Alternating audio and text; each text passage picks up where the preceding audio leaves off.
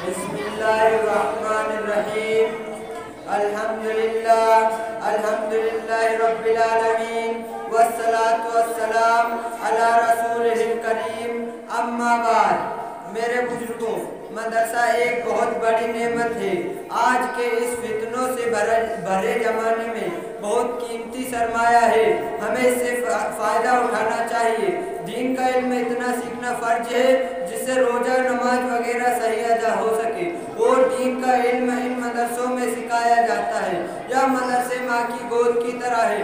جس طرح بچہ ماں کی گود میں پرورش پاتا ہے، اسی طرح انسان ان مدرسوں میں پرورش پاتا ہے۔ مدرسہ انسان کو حقیقت انسان بناتا ہے۔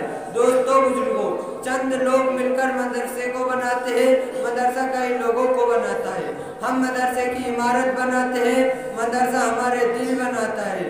جس طرح نبی لوگوں کو اللہ سے جوڑتے تھے، یہ مدرسے بھی لوگوں کو اللہ سے جوڑتے ہیں۔ میرے پیارے بزرگوں، اسلام دشمن طاقت ہر وقت ان مدرسوں کو مٹانا چاہتی ہے، کیونکہ ان کو اللہ چلاتا ہے، اور جو ان کو بری نظر سے دیکھے گا ان کو اللہ ذلیل کر دیں گے، کیونکہ نبی اکرم صلی اللہ علیہ وسلم کا فرمان ہے۔